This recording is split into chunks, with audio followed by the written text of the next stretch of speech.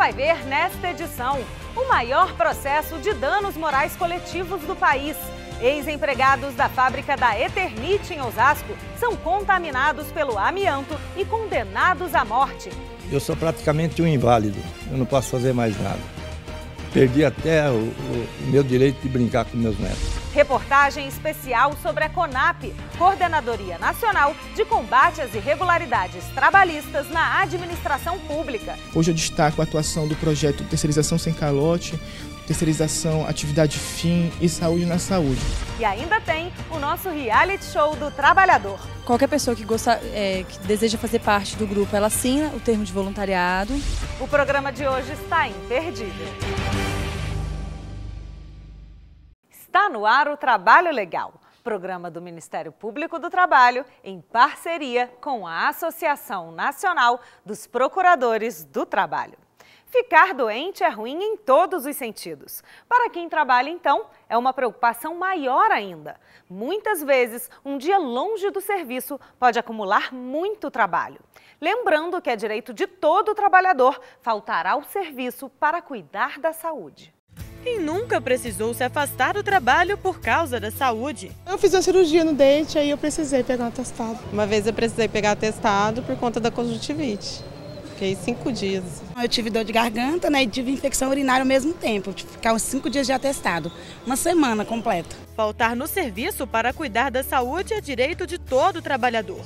Mas para isso é importante avisar os dias de falta e apresentar o atestado médico. A empresa tem que ficar ciente do que aconteceu com o seu funcionário, com o seu empregado. A ausência justificada com o atestado médico obriga a empresa a remunerar o funcionário até o 15º dia, mas os benefícios como vale transporte e vale refeição podem ser descontados, já que o trabalhador não precisou utilizar. O período de entrega do atestado médico depende do regimento interno da empresa, que estipula um período mínimo para o trabalhador apresentar o documento. Mas fique atento, ainda existem empregadores que só aceitam os atestados depois de homologados.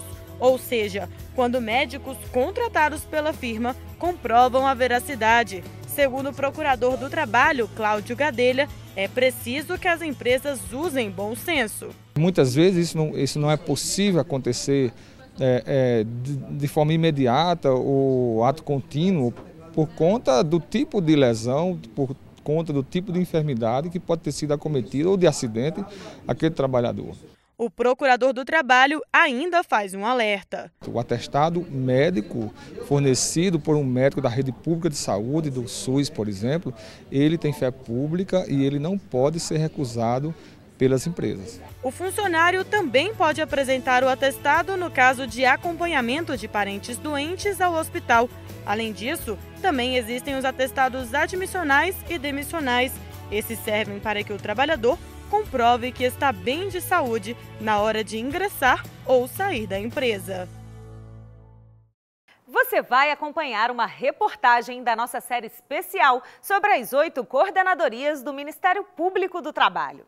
Chegou a vez de conhecer a CONAP, a Coordenadoria Nacional de Combate às Irregularidades Trabalhistas na Administração Pública. As principais atuações da coordenadoria estão ligadas às contratações sem concurso público, à terceirização ilícita, ao desvirtuamento da contratação temporária e empregos em comissão, além da improbidade administrativa. Éder e Jorge são funcionários terceirizados deste Hospital Público de Macapá. Há 3 meses, eles trabalham sem receber o salário e nenhum direito trabalhista. Tem que vir, porque se a gente não vir trabalhar, eles reclamam, eles dão justa causa, entendeu? Eles dão suspensão no funcionário. O funcionário tem que vir cumprir o seu horário. Tem vezes que eu falto, tem que faltar porque eu tenho que arranjar dinheiro para comprar coisas para mim, entendeu? A gente vem meio que obrigado, né? É suspensão, é ameaça de justa causa. Tudo isso acontece, aí a gente fica com medo de perder os direitos e acaba vindo na realidade. De acordo com dados do Ministério Público do Trabalho, existem cerca de 8 milhões de trabalhadores terceirizados e 31 mil empresas terceirizadas no Brasil. E os setores públicos que mais contratam este tipo de serviço são os da área da saúde, da construção civil e o bancário. Hoje temos um grave problema de calote na terceirização. Hoje, os trabalhadores das empresas terceirizadas vêm passando por um momento muito difícil, em que é inobservado o pagamento dos direitos mais básicos, como salário, férias, 13º. Então, isso tem demandado uma atuação forte nossa. E é para reduzir as irregularidades trabalhistas no setor público no Brasil que o Ministério Público do Trabalho criou a Coordenadoria Nacional de Combate às Irregularidades Trabalhistas na Administração Pública, a CONAP.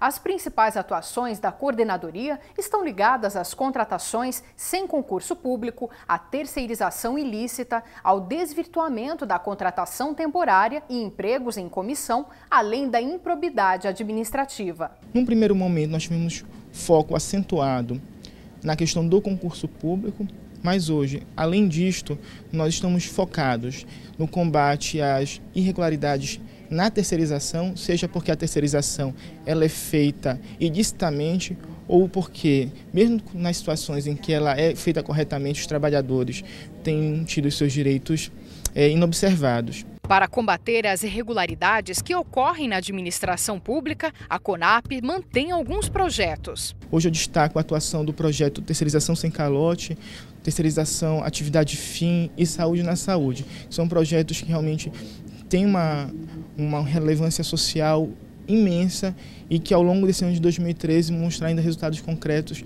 fantásticos. Dessa forma, a coordenadoria vem ajudando e muito a melhorar o serviço público no Brasil. E nós, enquanto Ministério Público do Trabalho, nós não apenas temos dever, como temos uma obrigação ainda maior de fazer com que os serviços públicos eles sejam realizados na melhor forma. E não só isso, que o cidadão, o membro, o servidor que está lá tenha os seus direitos respeitados no acesso com concurso público realizado com imparcialidade, razoabilidade, como também no exercício do seu trabalho em condições seguras e saudáveis.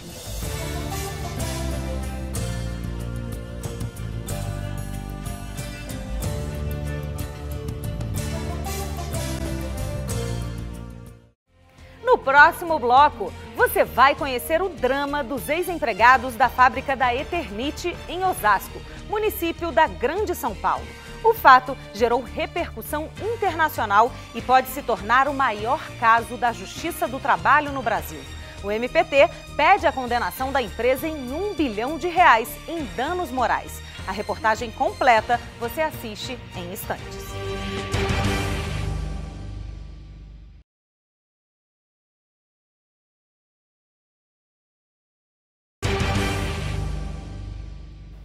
Você vai ver relatos impressionantes de ex-funcionários da fábrica da Eternit em Osasco, condenados à morte em decorrência das doenças provocadas pelo contato com o amianto. Os ex-trabalhadores fazem revelações assustadoras. Segundo eles, a empresa oferecia aos funcionários doentes uma espécie de kit morte. Primeiro, o trabalhador recebia um plano de saúde. Depois de enfermo, ganhava um bujão de oxigênio e, ao morrer, a família tinha direito a uma coroa de flores e, às vezes, uma pequena ajuda para fazer o enterro. Esses são apenas alguns dos motivos que levaram o Ministério Público do Trabalho a ajuizar uma ação civil pública contra a Eternit, pedindo R$1 bilhão por dano moral coletivo. A reportagem é de Luana Carvalho. A caminhada e os exercícios diários foram as saídas que seu Doraci encontrou para conviver com a asbestose, doença que não tem cura e provoca o endurecimento progressivo dos pulmões. Uma coisa que eu sempre preservei foi a minha saúde. Então eu nunca fumei, bebia socialmente, quase. E de repente eu ganhei um presente de grego desse. Hoje eu tenho os 2 pulmões impregnados de amianto, duro. E eu tenho dificuldade para respirar, subir subida, fazer serviço repetitivo, muita dor na costa, na barriga da perna. Eu sou praticamente um inválido, eu não posso fazer mais nada. Perdi até o meu direito de brincar com meus netos. A doença é consequência dos mais de 18 anos de trabalho na empresa Eternit em Osasco, fábrica de telhas, caixas d'água e materiais de construção. Todo esse período, seu Doraci esteve exposto ao amianto. Durante a nossa conversa, ele relembra como era o trabalho na fábrica. A fábrica em si era totalmente poluída, porque não tinha nenhum tipo de segurança, nem o IPI, não davam nada. As roupas a gente trazia da gente de casa, sapato era da gente. Quando eu entrei lá, eu tinha 32 anos, era um profissional, era mecânico de manutenção. Se falasse que aquilo lá matava, eu saía de lá e ia trabalhar em outro lugar. Mineral encontrado em abundância no Brasil, o amianto é usado principalmente na fabricação de telhas. O grande risco para a saúde está na exposição à poeira que ele solta, que além de graves problemas respiratórios, também pode provocar câncer. A fábrica de Osasco funcionou por 50 anos até fechar as portas em 1993. Milhares de trabalhadores estiveram expostos ao mineral sem nem sequer saber dos riscos. Seu Eliezer, que também é um dos ex-funcionários da Eternit, preside a Associação Brasileira dos Expostos ao Amianto, a ABREA, que luta pelos direitos das vítimas. Hoje no Brasil, com a organização da associação, eu acredito que a gente está dando um passo importante nesse rumo, né? Não para resolver o problema de quem está contaminado, porque quem está contaminado não tem mais volta. Mas para, no mínimo, fazer o possível de acabar com isso e que a futura geração seja poupada desse mal, né? O Ministério Público do Trabalho entrou com uma ação civil pública contra a Eternit para que ela seja responsabilizada pelos danos causados à saúde dos trabalhadores. Na ação, o MPT pede indenização de R$1 bilhão.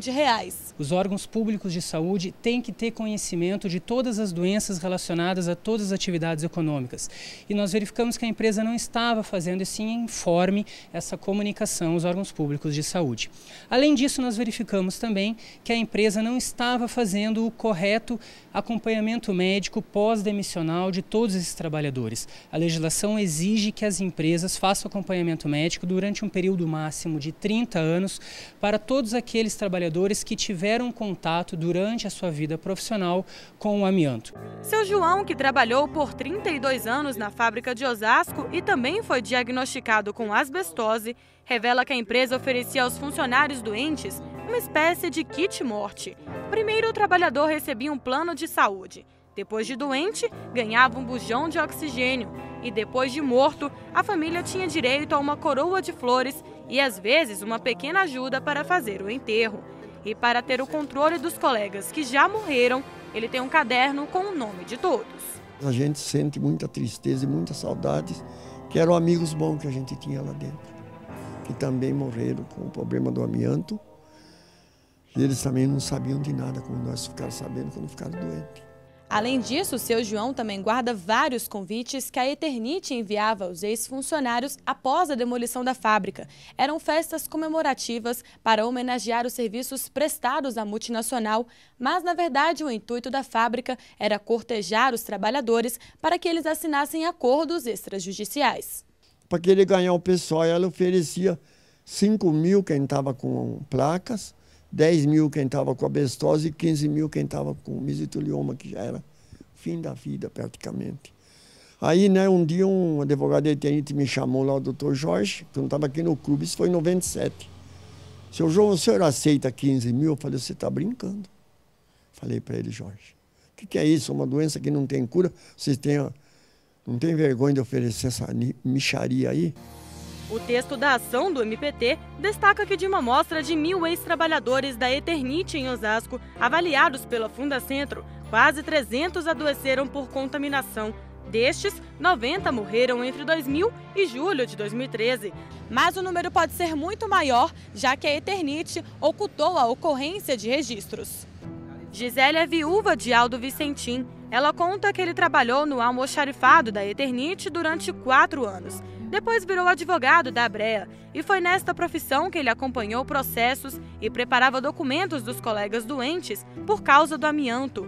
Mas descobriu que estava com mesotelioma e morreu em 2008. Quando ele estava internado, teve um congresso em São Paulo do mesotelioma, congresso dos médicos, né? Onde reuniu o pessoal do mundo inteiro. E ele recebeu da Ordem dos Advogados esse quadro pela luta dele pelo fim do amianto, pelo banimento do amianto. E ele estava mal, ele não chegou nem a ver o quadro direito. O dia que eu levei esse quadro lá, para entrar, porque na UTI é difícil você entrar com materiais assim. Ele já estava mal, ele olhou e falou que era bonito, perguntei se era bonito, ele balançou a cabeça que sim, e se foi, né?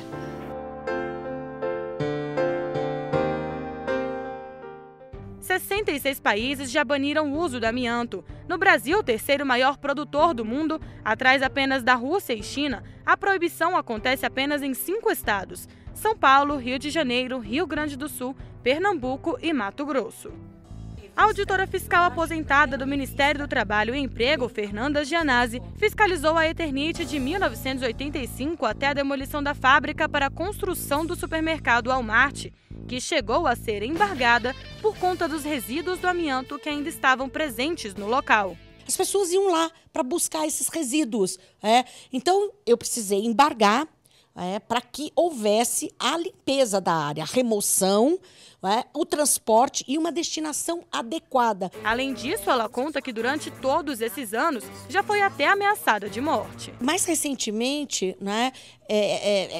cartas anônimas até vindas da Alemanha, tá? Com selos nazistas, me ameaçando mesmo, dizendo que eu ia morrer queimada e que não estaria protegida pelo amianto. O projeto de lei para que o amianto seja banido em todo o território nacional tramita no Congresso há quase 20 anos. O amianto, ele é considerado um importante problema de saúde pública, né? Então que precisa ter ações para o seu enfrentamento, na medida em que ele atinge um contingente de trabalhadores, muitas vezes em idade produtiva, e traz doenças do sistema respiratório, podendo levar até o câncer, né? Então, em alguns casos de câncer também em decorrência da exposição ao amianto, e pode levar ao óbito. O procurador do Trabalho, Felipe Gomes Jardim, também destacou que até o momento as decisões tomadas já foram grandes vitórias para os trabalhadores e para o MPT, mas os outros pedidos que ainda tramitam na 9ª Vara do Trabalho paulista podem trazer muitas outras conquistas. O Ministério Público, nessa questão específica, está bastante contente com o acompanhamento do que está sendo feito, e a gente tem uma expectativa de que no mérito da ação judicial se tenha contemplado todos os pedidos que foram feitos na ação civil pública. Procurada pelo Trabalho Legal, o Grupo Eternit defende o uso seguro do amianto e acredita no debate saudável com a sociedade sobre o tema. Declara ainda que, apesar das ações do Ministério Público do Trabalho e da Associação Brasileira dos Expostos ao Amianto estarem tramitando na Justiça, considera que a discussão está juridicamente encerrada, que continua a oferecer a possibilidade de acordo extrajudicial a seus antigos empregados e que considera que o número de ações individuais é bastante limitado. O Trabalho Legal acompanhou de perto a rotina de uma palhacinha chamada Doriana. Você vai conhecer o projeto Bula do Riso. Em instantes, a gente volta já.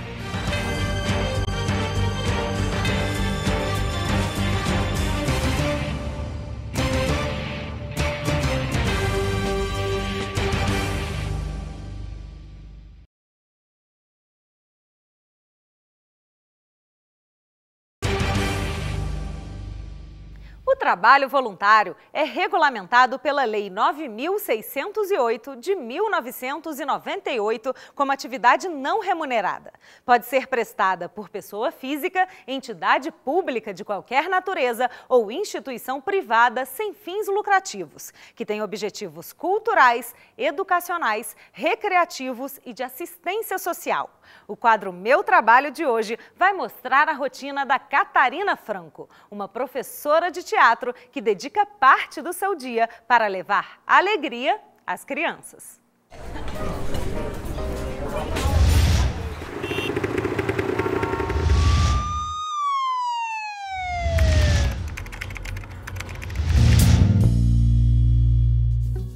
Hoje o Trabalho Legal veio parar aqui no Hospital Universitário de Brasília. Vamos acompanhar a rotina de uma trabalhadora voluntária, que é a coordenadora do projeto Bula do Riso. Vou conversar com a Catarina Franco, tudo bem? Tudo bem. Aliás, ela leva alegria aí às pessoas, principalmente às crianças. Conta um pouquinho desse projeto. Bom, nosso projeto ele já tem mais de 10 anos dentro do Hospital Universitário. E o nosso principal objetivo é levar mesmo a alegria para as nossas crianças que estão internadas na pediatria. Acontece que algumas vezes a gente tem a possibilidade de visitar outras alas do hospital e também brincar com os funcionários e com os acompanhantes. Agora, é um trabalho voluntário, né? Fica caracterizado isso aqui no hospital de alguma forma? Sim, é um trabalho voluntário, a gente tem um termo quando qualquer pessoa que deseja fazer parte do grupo, ela assina o termo de voluntariado, para até poder respaldar mesmo a associação. E dentro do hospital fica bem caracterizado. A gente tem uniforme, a gente tem crachá. Então não é só chegar e falar, eu sou do grupo de voluntários. Tem todo um processo de seleção também. Agora, você trabalha com o quê? Bom, eu sou professora de teatro e trabalho também como atriz. Falando um pouquinho desse projeto, como é que é o projeto? Vocês se vestem de palhaço? O que vocês fazem exatamente? O grupo se fantasia de palhaço, tem uma caracterização própria, mas não é aquela caracterização forte, como é num circo ou como é um palhaço de rua, por exemplo. A gente tem um palhaço que a gente acredita que é um palhaço humanizado, né? Então a maquiagem, o figurino, eles são mais leves, exatamente para não espantar, para não assustar a criança. Já teve alguma resposta dessas crianças, até mesmo dos médicos, dizendo que é bom para a recuperação delas? Bom, a gente tem muitas vezes a resposta na hora. A criança que agradece. Final de semana mesmo a gente teve uma criança que não estava se alimentando, então a gente chegou, brincou, através do lúdico e do jogo, a gente conseguiu fazer com que ela tomasse o café da manhã, e a gente brincou com ela, vai ter que almoçar, porque senão você não se recupera. E ela disse, vocês vão ter que voltar na hora do almoço. Então a gente tem isso, tem mães que agradecem quando a gente visita, quando principalmente tem um bebê passando por um processo de nebulização, que é complicado. Então ela agradece porque a criança passa pela nebulização sem chorar, sem achar estranho, ela fica tão interessada no palhaço. E os próprios médicos muitas vezes chamam a gente dentro do corredor para visitar um paciente que está mais tristinho. Tem também pesquisas realizadas pelos profissionais da UNB com relação a isso. Então há um respaldo muito bacana. Lembrando que o trabalho voluntário é regulamentado aí pela Lei 9.608 de 98 e é caracterizado como atividade não remunerada. O trabalho de vocês aqui é movido pelo amor. É movido pelo amor, é movido pela compaixão e é movido também por esse espírito de responsabilidade social. Daqui a gente vai para onde? Bom, daqui a gente vai passar um pouquinho pelo hospital para que vocês possam vir com a gente e conhecer esse trabalho tão maravilhoso que faz com que o nosso grupo acorde no domingo pela manhã e esteja aqui presente toda semana.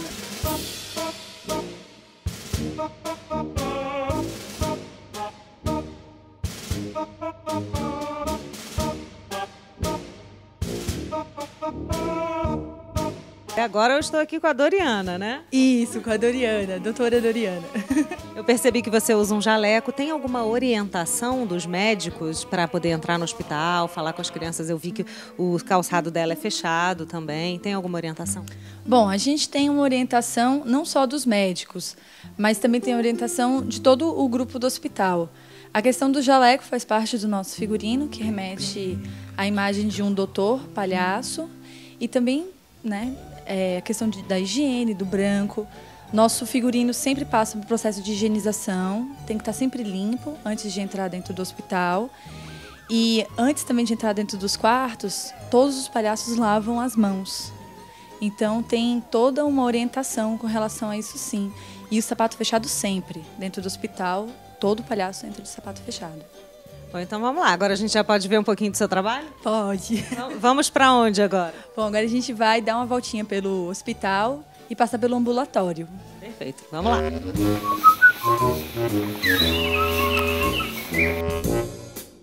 Documento e habilitação. Vou chamar o policial, hein? Sem documento, sem habilitação para dirigir o carrinho aqui, surdo.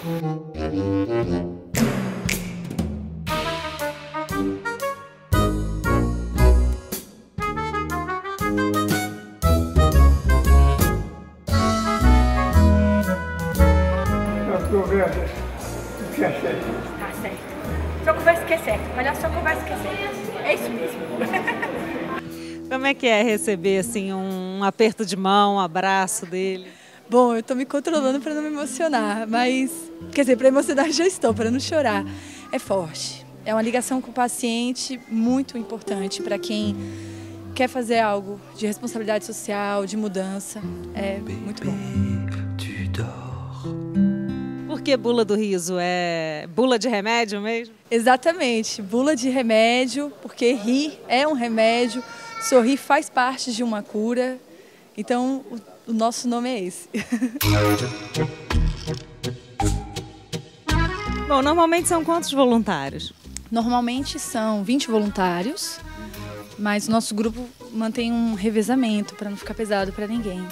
Então, no mínimo, 2 voluntários por final de semana. Tem vezes que a gente é abençoado com mais, tem vezes que não. Agora, o trabalhador voluntário não pode ser exigido dele nem o cumprimento de horário, nem de ordens, né? Como é que vocês organizam isso? É bem organizado? Não, com relação a isso é bem organizado. A gente não exige, mas a gente conscientiza. Eu acredito que melhor do que obrigar todos a estarem aqui no horário, é conscientizá-los da importância do trabalho.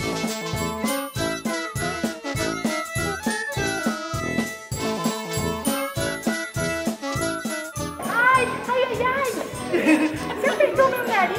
Doriana, Catarina, já estou fazendo uma confusão aqui com esses nomes. Doriana, quais são as palhaçadas que você costuma fazer? Eu também quero rir, né, gente? Eu mereço.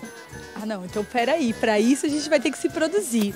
A gente tem a escova progressiva, que eu vou ter que fazer no seu cabelo, pode? Pode, vamos fazer uma escova progressiva, vou sair daqui bonita. Na verdade, assim, a escova progressiva é a que progride os fios. Eu gosto de fazer a escova regressiva, que volta às raízes, entende? É um tratamento de beleza que a gente oferece aqui no hospital.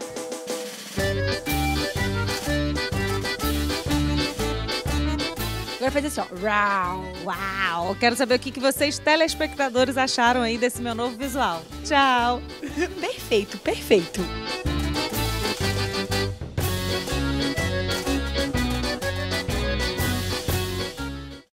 Fiquei parecendo uma bruxinha, né? Mas, como diria Fernando Pessoa, tudo vale a pena quando a alma não é pequena. Parabéns a Catarina Franco pela iniciativa. Faça parte você também do projeto Bula do Riso. É só procurar a Associação dos Voluntários do Hospital Universitário de Brasília. O trabalho legal fica por aqui. Participe do nosso programa e envie sugestões para o e-mail trabalholegal.pautas@gmail.com ou ligue para 61 3221 2412. A sua opinião é muito importante. E se você quiser saber um pouco mais sobre o Ministério Público do Trabalho, acesse www.mpt.gov.br. O Trabalho Legal de hoje se despede com imagens da palhacinha Doriana. Obrigada pela sua companhia. Te espero na próxima semana. Tchau!